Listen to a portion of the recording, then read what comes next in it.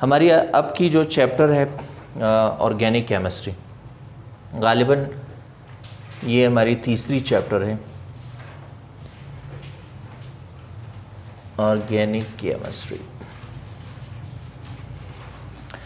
अच्छा, सबसे पहले हमने आपकी पूरी तवज्जो चाहूँगा, फिर वही बात होगी कि जितना आप ज़्यादा तवज्जो देंगे आप प्रोपोर्शनल होगी आपके समझने के साथ, आपकी अटेंशन, आपकी तवज्जो आपको उतनी ज़्यादा समझ आ जाएगी।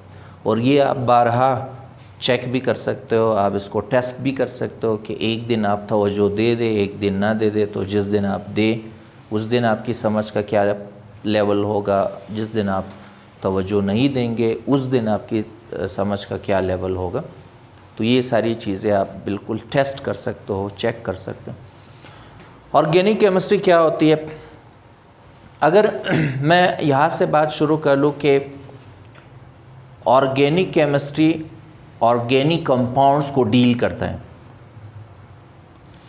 ऑर्गेनिक केमिस्ट्री वो तमाम कंपाउंड्स जो ऑर्गेनिक इन नेचर होती है, जिसको हम ऑर्गेनिक कंपाउंड्स कहते हैं, उसकी कंपोजिशन, उसकी प्रॉपर्टीज़, चेंजेस, इन सारी चीज़ों को हम केमिस्ट्री की जिस शाख में पढ़ते हैं उस शाख को हम ऑर्गेनिक केमिस्ट्री का नाम देते हैं।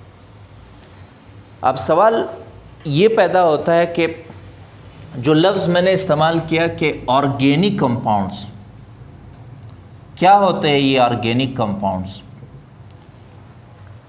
ऑर्गेनिक केमिस्ट्री ऑर्गेनिक कंपाउंड्स की कंपोजिशन, प्रॉपर्टीज़, चेंजेस, ठीक है, के साथ डील करता है, या उसकी स्टडीज़ को ऑर्गेनिक केमिस्ट्री कहा जाता है। लेकिन सवाल ये आपके जहन में पैदा होता है कि ऑर्गेनिक कंपाउंड्स कौन से कंपाउंड्स होते हैं? क्या ये बाकी तमाम कंपाउंड से मुख्तलिफ है? तो किस बुनियाद पे मुख्तलिफ है?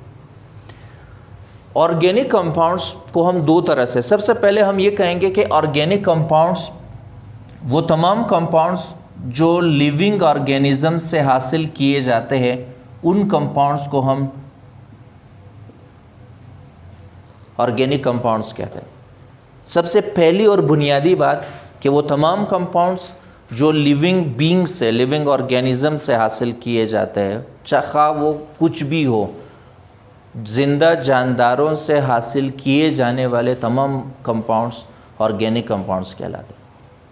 ठीक है, ये बड़ी और बुनियादी डेफिनेशन है जो हम में से बहुत सारों को समझ आ जाए। लेकिन दूसरी बात हम ये कहते हैं कि लिविंग ऑर्गेनिजम्स के अलावा क्या हम, चूँकि साइंस में हम या केमिस्ट्री में हम एटॉमिक लेवल और सब एटॉमिक लेवल पे चीज़ों को डिस्कस करते हैं, तो हम ये समझना चाहते हैं कि हमारी पीरियोडिक टेबल के 118 एलिमेंट्स में से और उनके कंपाउंड्स में से कौन से कंपाउंड्स ऑर्गेनिक कंपाउंड्स होंगे, अलावा अजीम के जिन कंपाउंड्स को हम कहते हैं कि वो लिविंग ऑर्गेनिज्म से हासिल किए जाने वाले जो कंपाउंड्स हैं, वो उसमें कौन कौन से एलिमेंट्स पाए जाते हैं। तो उस हवाले से हम ये कहते हैं कि ऑर्गेनिक कंपाउंड्स दरअसल कार्बन, बुनियादी तौर पर कार्बन और हाइड्रोजन या इसके माखूज कंपाउंड्स होते हैं या इससे डिराइव होने वाले कंपाउंड्स होते हैं। दो बुनियादी एलिमेंट्स, एक को हम कार्बन कहते हैं, दूसरे एलिमेंट को हम हाइड्रोजन कहते हैं। कार्बन और हाइड्रोजन और इससे डिराइव होने वाले, इससे बनने वाले कंपाउंड्स कौन से कंपाउंड्स कहलाते हैं? ऑर्गेनिक कंपाउंड्स कहलाते हैं।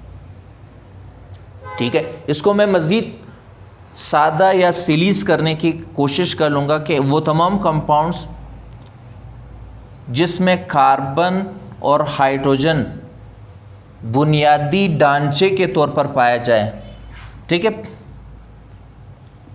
बेसिक स्केलेटन,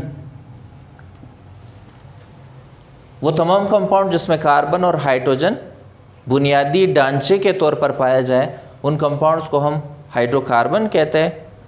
और ऑर्गेनिक कंपाउंड जो है हाइड्रोकार्बन्स हो सकते हैं, और ऑर्गेनिक केमिस्ट्री हाइड्रोकार्बन्स और हाइड्रोकार्बन से बनने वाले जो मुरक्कबात होते हैं, इनके स्टडी को क्या कहा जाता है? ऑर्गेनिक केमिस्ट्री कहा जाता है। That is called organic chemistry. हम बड़ी इसको वाजे कर रहे हैं। अच्छा, हमारे पास अभी जो आपकी कन्फ्यूजन जो आपके जहन में उभरने वाले अभी इन तमाम बातों के हवाले से जो सवालात है, वो सवालात बिल्कुल ज़रूरी हैं, उसको आपने दबाना नहीं है। और अभी हम उन मिसालों को भी डिस्कस कर लेंगे कि लिविंग ऑर्गेनिज़म के पर्सपेक्टिव में ऑर्गेनिक कंपाउंड्स और फिर हाइड्रोकार्बन्स की बुनियाद पे ऑर्गेनिक कंपाउंड्स, इन दोनों चीज़ों को हम अभी तफसील से डिस्कस कर लेंगे। लेकिन उससे पहले अभी जो मैंने ये वाली बात डिस्कस की आप लोगों से कि हाइड्रोकार्बन्स ऐसे तमाम मुरक्कबात होते हैं जो हाइड्रोजन और कार्बन से बने होते हैं, उन तमाम मुरक्कबात को हाइड्रोकार्बन कहा जाता है। और हाइड्रोकार्बन जो है ये ऑर्गेनिक कंपाउंड होता है। ऑर्गेनिक केमिस्ट्री हाइड्रोकार्बन्स और हाइड्रोकार्बन से बनने वाले मुरक्कबात के स्टडी को ऑर्गेनिक केमिस्ट्री कहा जाता है। ठीक है, दूसरी बात है ये। फिर आप एक सवाल यहाँ पे एट द स्पॉट पूछ सकते हो कि क्या हम जो हाइड्रोकार्बन्स होते हैं सिर्फ हाइड्रोकार्बन्स ही को डिस्कस करते हैं, यानी कार्बन और हाइड्रोजन के अलावा अगर दूसरे एलिमेंट्स आ जाए, नाइट्रोजन यहाँ पे शामिल हो सकता है नहीं हो सकता है, सल्फ़र यहाँ पे शामिल हो सकती है नहीं हो सकती है, फास्फोरस यहाँ पे शामिल हो सकता है नहीं हो सकती है, सल्फ़र यहाँ पे शामिल हो सकता है नहीं हो सकती है, तो इस एडिशन में हम ये कहेंगे कि हाइड्रोकार्बन्स में बुनियादी तौर पर हाइड्रोजन और कार्बन पाया जाता है। ये पूरा कंपाउंड उसका ढांचा बेसिक स्केलेटन कार्बन और हाइड्रोजन से बना होता है। लेकिन इनके साथ साथ नाइट्रोजन, सल्फ़र, फास्फोरस, ठीक है, ये जैसे एलिमेंट्स भी यहाँ इसके कंपोजिशन का हिस्सा होता है। इसमें ऑक्सीजन भी आप ऐड कर लें तो ये सारे जो कंपाउंड्स हैं ये इसकी कंपोजिशन का हिस्सा होता है। किसके? हाइड्रोकार्बन्स के। हाइड्रोकार्बन्स का जो बुनियादी ढांचा होता है वो हाइड्रोजन और कार्बन से बना होता है, इसलिए इसको लेकिन इसके साथ साथ इसमें कार्बन, नाइट्रोजन, ऑक्सीजन, ठीक है, सल्फ़र, फास्फोरस जैसे एलिमेंट्स भी पाए जा सकते हैं। अच्छा, इन तमाम बातों के बाद हम अभी सबसे इम्पोर्टेंट जो सवाल हमारे जहनों में, आपके जहनों में पैदा हो रहा है, वो सवाल ये है कि लिविंग ऑर्गेनिज़म्स की क्या एग्जांपल्स है, कौन कौन से कंपाउंड्स लिविंग ऑर्गेनिज़म्स से बने होते हैं और वो कंपाउंड्स क्या ऑर्गेनिक हैं। तो उस हवाले से हम सबसे पहले ये कहेंगे कि जो हमारे पास लिविंग ऑर्गेनिज़म है, living organism protein, living organism के जिस्म का बड़ा हिस्सा प्रोटीन पे मुश्तमिल होता है। इसके साथ साथ कार्बोहाइड्रेट्स, कार्बोहाइड्रेट्स के बारे में आप जानते होंगे कि जो कंपाउंड जो है सबसे पहले प्लांट्स बिलखसूस फ़ोटोसिंथेसिस करती है और फ़ोटोसिंथेसिस के नतीजे में प्राइमरीली अब जो बहुत इब्तदाई शक्ल में ग्लूकोज़ बनता है, फिर इसी तरह से ये ग्लूकोज़ बहुत कम्प्लेक्स अपने कंपाउंड्स बना लेते हैं। सेलुलोज़ भी बना लेता है जो कि दरख्त और फिर पौधों की पूरी जो ढांचा होता है, उसका तना होता है, उसकी जड़ें होती है, ये सेलुलोज़ पे मुश्तमिल होता है जो उसको सहारा देता है। फिर इसी तरह से जो काइटिन वगैरह आपने नाम सुना होगा, ठीक है, ये बायोलॉजी के टर्म्स है। काइटिन जो बाज़ इंसेक्ट्स होती है उसका जो वो ऊपर वाला जिस्म का हिस्सा होता है, जो सख्त हिस्सा, वो भी काइटिन की बनी हुई होती है, ठीक है। तो ये स्टार्च आपने सुना है, right, starch reserve food material होती है प्लांट्स के अंदर, जो ज़्यादा इजाफी ग्लूकोज स्टार्च की शक्ल में स्टोर हो जाता है। तो ये सारी चीज़ें क्या है, ये कार्बोहाइड्रेट्स हैं। फिर प्रोटीन के हवाले से भी आप जानते होंगे कि जितनी लिविंग ऑर्गेनिजम्स, उसकी बाल हो जाती है, उसकी हड्डियाँ हो जाती है, या फिर उसके नाखून वगैरह, ठीक है, जिल्द वगैरह, स्किन, ये सारे के सारे जो है प्रोटीन पे मुश्तमिल होती हैं। और इसमें तमाम जानवर को आप कंसीडर कर ले बशमूल इंसान। फिर नेक्स्ट हमारे पास लिपिड्स हो जाती है, जिसको हम फैट्स भी कह सकते हैं, ऑयल भी इसमें शामिल हो जाता है, फ़ैट एंड ऑयल, इसकी दो टाइप्स होती हैं। और फिर विटामिन्स वगैरह हो जाती है। तो ये सारे के सारे जो कंपाउंड्स होते हैं, जो अभी मैंने कहा है कि ये लिविंग ऑर्गेनिज्म से हासिल होने या लिविंग ऑर्गेनिजम्स के अंदर पाए जाने वाले या लिविंग ऑर्गेनिज्म से हासिल किए जाने वाले ये जो सारे कंपाउंड्स हैं, ये सारे के सारे ऑर्गेनिक है। प्राइमरीली ये ऑर्गेनिक है। इसमें कार्बन पाया जाता है, इसमें हाइड्रोजन पाया जाता है। कार्बन और हाइड्रोजन के अलावा इसमें दूसरे एलिमेंट्स भी ख़ास मकदार में मौजूद होता है। प्रोटीन के अंदर, कार्बोहाइड्रेट्स के अंदर, इसी तरह से लिपिड्स एंड विटामिन्स के अंदर। ठीक है, तो ये हमारे पास लिविंग ऑर्गेनिज्म से हासिल होने वाले कंपाउंड्स की एग्जांपल्स हैं। फिर हमारे पास दूसरा के आप ये कह सकते हो कि हाइड्रोकार्बन्स, जिसका हमने सेकेंडली डिस्कस किया था, कार्बन और हाइड्रोजन और इससे अखज़ होने वाले जो मुरक्कबात होते हैं जिनको हम हाइड्रोकार्बन्स कहते हैं, ये कौन से कंपाउंड्स हैं? तो हाइड्रोकार्बन्स के हवाले से हम ये कहते हैं कि हमारे पास चाहे हम पेट्रोल की बात कर लें, चाहे हम डीज़ल की बात कर लें, ठीक है, ये मुख्तलिफ़ किस्म के फ्यूल है सारे, चाहे हम नेचुरल गैस की बात कर लें, जो घरों में इस्तेमाल होने वाली गैस होती है जिसको हम ईंधन के तौर पर इस्तेमाल करते हैं, राइट, या फिर वगैरह, पेट्रोल, डीज़ल, नेचुरल गैस और हत्ता के केरोसिन ऑयल, मिट्टी का तेल, ये जो कि जेट फ्यूल होती है, जहाज़ों के अंदर फ्यूल के तौर पर इस्तेमाल होता है, ये सारे के सारे हाइड्रोकार्बन्स है और ये सिर्फ हाइड्रोजन और कार्बन से बने होते हैं। ये सारे आगे हम इनको डिस्कस कर लेंगे। अगर आपके जहन में उभरने वाले और सवाल आते हैं कि ये कैसे होती है, इसकी स्ट्रक्चर कैसी होती है, सिर्फ उसमें सिंपलेस्ट जो है, चूँकि नेचुरल गैस है, नेचुरल गैस में ये होता है इसका स्ट्रक्चर CH4, जिसको हम मीथेन गैस कहते हैं। इसमें ईथेन और प्रोपेन भी होता है, लेकिन फिल वक्त हम यहाँ पे सिर्फ इसके जो मदर कंपाउंड होता है या सबसे ज़्यादा मैग्नीट्यूड के हिसाब से पाया जाने वाला जो नेचुरल गैस में CH4 होता है, आप ख़ुद इससे अंदाज़ा लगा लें कि यहाँ पे एक कार्बन है, 4 हाइड्रोजन है। ठीक है, तो ये हमारे पास है हाइड्रोकार्बन्स की एग्जांपल। हाइड्रोकार्बन्स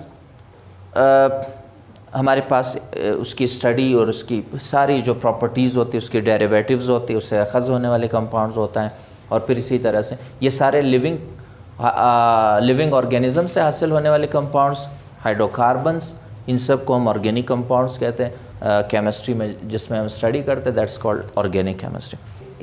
ये वाला पोर्शन है जिसको हम कहते हैं कि ऐसे ऑर्गेनिक कंपाउंड्स जो लिविंग ऑर्गेनिज्म से हासिल किए जाते हैं, ये फिर थोड़ी सी इनको हम नेक्स्ट अलग कर लेते हैं और इसको अलग ब्रांच ऑफ केमिस्ट्री जिसको हम नाम देते हैं बायोकेमिस्ट्री, इस पोर्शन को हम अलग से फिर बायोकेमिस्ट्री में स्टडी करते हैं।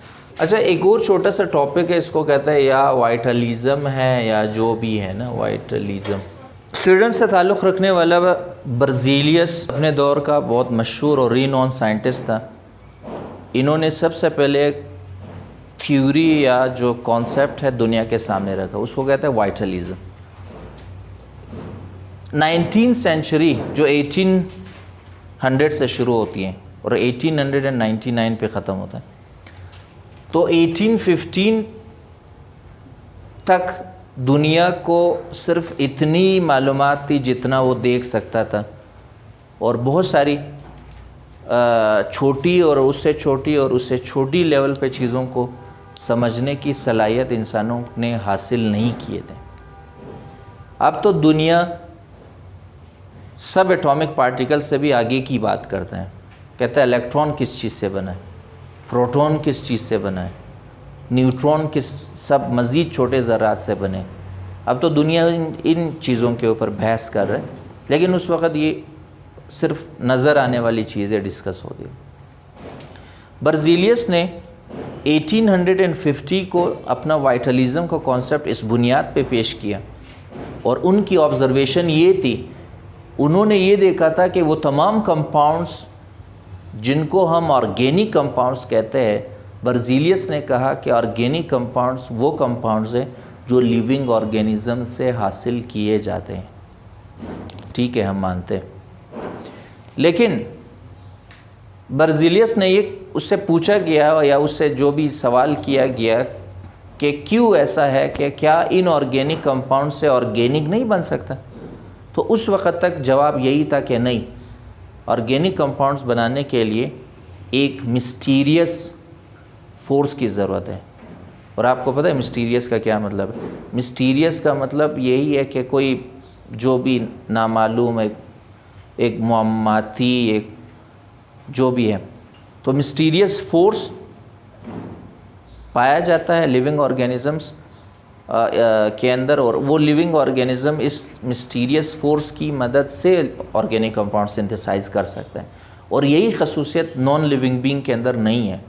इसलिए उन्होंने कहा कि organic compounds can only be synthesize bye living organisms, और ऑर्गेनिक कंपाउंड्स को इनऑर्गेनिक सोर्सेज से तैयार नहीं किए जा सकते। अब तक आपने ये बात अपने जहन में रखना है। आगे जाके हम इसको जो नेक्स्ट हमारे पास फ्रेडरिक वॉलर होगा 1828 में, उन्होंने इस बात को रद्द किया, बल्कि उन्होंने पूरा एक कंपाउंड बनाया जो कि यूरिया थी, ठीक है। तो यूरिया बना के उन्होंने वाइटलिज़म और जो बर्जीलियस का वाइटलिज़म का कॉन्सेप्ट, जो कि तकरीबन 2 दहाइयों तक ये मुश्तमिल रहा, ठीक है, या तकरीबन एक डेढ़ दहाई तक पूरी दुनिया में जो है वाइटलिज़म का कॉन्सेप्ट एक्सेप्ट होता रहा। बहुत सारे लोग इसको एक्सेप्ट कर रहे थे कि ठीक है, क्योंकि सारे ऑर्गेनिक कंपाउंड्स लिविंग ऑर्गेनिज़म से, प्रोटीन और लिविंग ऑर्गेनिज़म से हासिल किए जाते हैं, लिपिड्स और लिविंग ऑर्गेनिज़म से, ठीक है, विटामिन्स लिविंग ऑर्गेनिज़म, ये सारी चीज़ें लोग देख के एक्सेप्ट कर रहे थे कि ठीक है बिल्कुल। तो तकरीबन 10+ ईयर्स तक वाइटलिज़म का कॉन्सेप्ट एक्सेप्ट होता रहा, और फिर लोग इस पर यकीन करते रहे। 1828 ये वाइटलिज़म कहलाता है कि organic compounds can only be synthesised by living organisms, non living being से ऑर्गेनिक कंपाउंड्स नहीं बन सकते। तो उसका फिर उन्होंने दलील ये दिया था कि ऑर्गेनिक कंपाउंड सिंथेसाइज करने के लिए जो फोर्स दरकार होती है, वो फोर्स सिर्फ लिविंग ऑर्गेनिजम्स, जो मिस्टीरियस फोर्स जिसका मैं जिक्र कर रहा था, वो मिस्टीरियस फोर्स सिर्फ लिविंग बींग्स के अंदर पाया जाए, इसलिए लिविंग बींग्स ही ऑर्गेनिक कंपाउंड सिंथेसाइज कर सकता है। 1828 को जर्मनी से ताल्लुक़ रखने वाला फ्रेडरिक वॉलर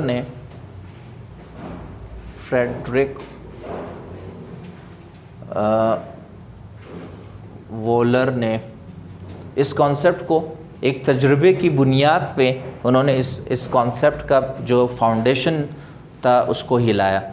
उन्होंने अमोनियम सायानेट CNO इस कंपाउंड को हीटअप किया, और हीट करने के बाद उन्होंने देखा कि इस कंपाउंड से जो अगली कंपाउंड बनी है वो यूरिया थी। Urea, this is ammonium cyanate. Ammonium cyanate एक इनऑर्गेनिक कंपाउंड है और यूरिया ऑर्गेनिक कंपाउंड है, ठीक है। यूरिया जो कि ऑर्गेनिक नेचर के हामिल होती है, राइट, और अमोनियम साइनेट जो कि इनऑर्गेनिक कंपाउंड होता है। इस सिंथेसिस के बाद फ्रेडरिक वॉलर ने वाइटलिज़म के कॉन्सेप्ट की बुनियादों को हिलाया, और इस बात को तकरीबन रद्द किया गया कि नहीं, organic compounds non living being से भी तैयार किए जा सकते हैं। ज़रूरी नहीं है कि ऑर्गेनिक कंपाउंड सिर्फ लिविंग ऑर्गेनिज़म बना ले, नॉन लिविंग बींग से तैयार ना हो, ये ज़रूरी नहीं है। इस तजुर्बे से उन्होंने साबित किया, सिर्फ मफरूज़े बता के नहीं, ये तजुर्बा ख़ुद बता रहा है कि अमोनियम साइनेट जो कि इनऑर्गेनिक कंपाउंड, इसको हीटअप किया, हीटअप करने के बाद जो कंपाउंड बनी थी वो यूरिया था। यूरिया ऑर्गेनिक कंपाउंड होता है, लिविंग ऑर्गेनिज़म से हासिल किए जाते। तो इस हिस्टोरिक या तारीख़ी तजुर्बे के बाद, इन्वेंशन के बाद, वाइटलिज़म का कॉन्सेप्ट की अहमियत और इस्तेमाल तकरीबन ख़त्म हो गया। कहा जाता है कि उस दिन से 1828 से अब तक millions of organic compounds artificially synthesise किए जा चुके हैं। मेरी बात समझ, millions of organic compounds synthesise किए जा चुके हैं इनऑर्गेनिक कंपाउंड से। इनऑर्गेनिक कंपाउंड्स ऑर्गेनिक कंपाउंड्स बनाए जा चुके। तो thanks to the Friedrich Wohler जिसने इतनी बड़ी डिस्कवरी कर ली। और अब ऑर्गेनिक कंपाउंड्स आपने देखा होगा कि जितने भी मिल्क होती है, आपने देखा होगा सिंथेटिक मिल्क भी हमें मिल्क जो है पैक में भी मिलता है, इस पाउडर फॉर्म में भी मिल्क मिलता है। लेकिन एक ज़माना था मिल्क का यही कॉन्सेप्ट था कि मिल्क सिर्फ लिविंग ऑर्गेनिज्म से हासिल किए जाए। इसी तरह से बहुत सारे दूसरे जो कंपाउंड्स होते हैं वो भी सिंथेटिकली, या सिंथेटिकली का मतलब है लेबॉर्ट्रीज़ में तैयार किए जाते हैं, राइट। तो that is a historic development in the history of organic chemistry.